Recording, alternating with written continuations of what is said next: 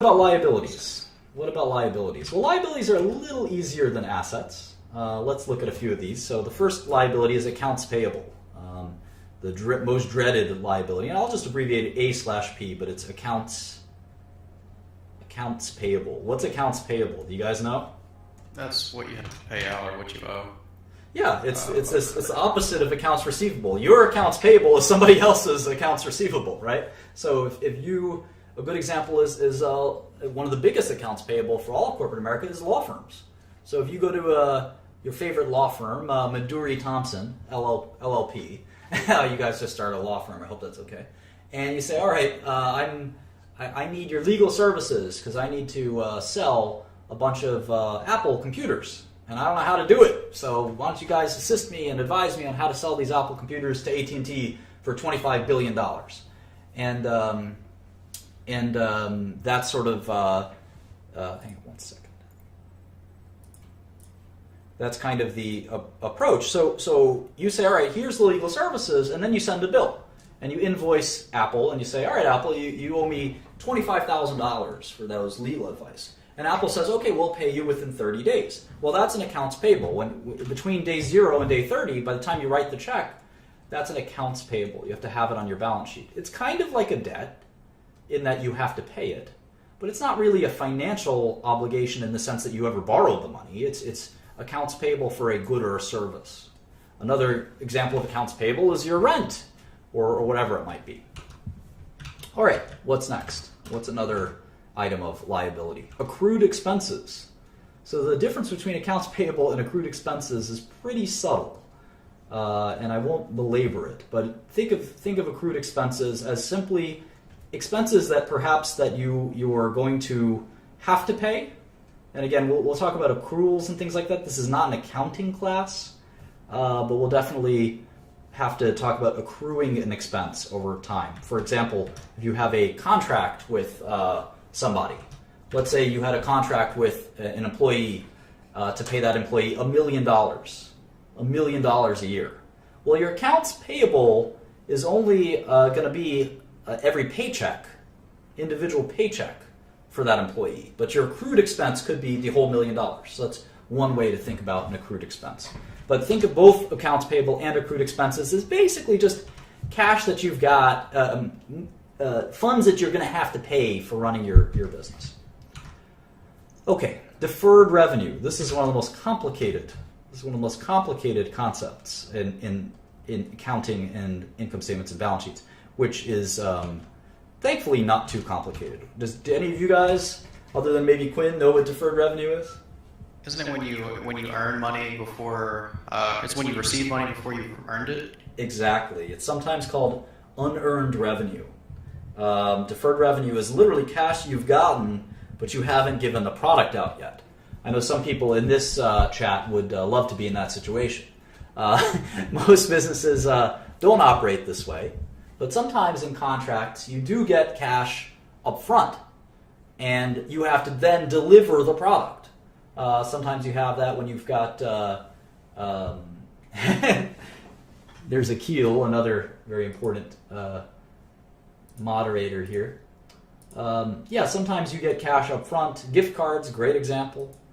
All kinds of unearned revenue, and that's what deferred revenue is. You get cash, and then you have to deliver the product. And in software, you end up getting a lot of deferred revenue for some reason. We'll talk all about that. So Apple obviously has some software component to their business. So that's deferred revenue. Commercial paper. That is debt. There's a bunch of different kinds of cash, there's a bunch of different kinds of debt. Commercial paper is literally loans from banks and things like that. Debt is debt sold to the debt markets. So all of this is money we borrowed, basically, right? And if you look at, hang on one second.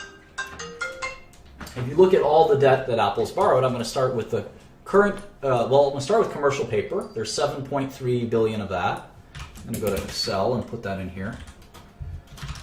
7259. They've got current portion of long-term debt, $2.5 billion, and then they have long-term debt of $53,204 million. So there you have it. Apple has 215 of cash and 62 of debt. So the enterprise value is what? 385 roughly. So the value of Apple, the business, is actually 385 billion, even though the market cap is 530 billion. Why is that? Marlon? You're my best student, man. Don't do this. Don't do this to me. What was it? Repeat it. Repeat the question. Is that what you're asking right now? Really? Yeah. All right. Apple's market cap is 538 billion. Apple's enterprise value is 385 billion. Why? I'm going to be in a blank here, man. I'm not going to be able to help you out on this one. Yeah, obviously.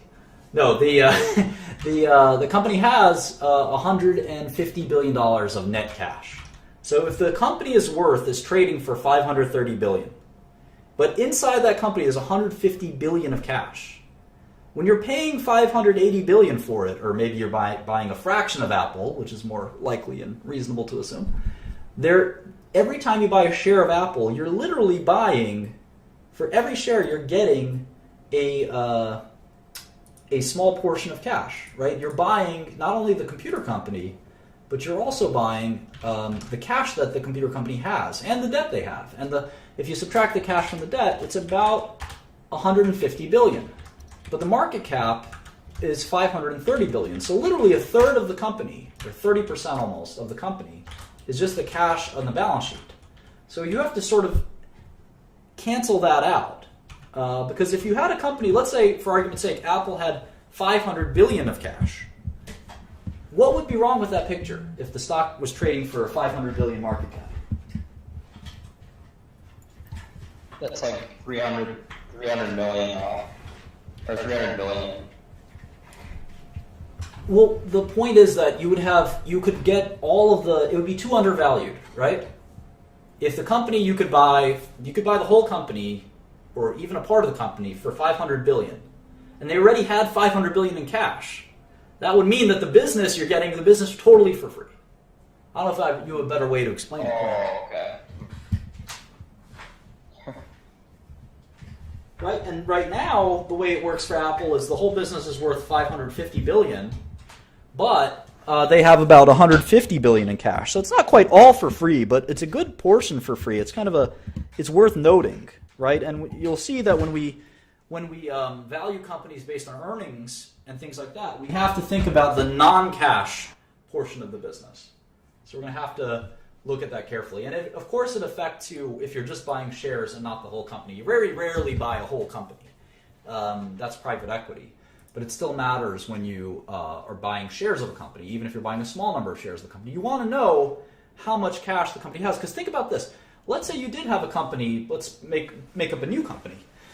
A company that has 50 million market cap and 60 million in cash. What would you guys do? Maduri Thompson Financial. What would you guys do?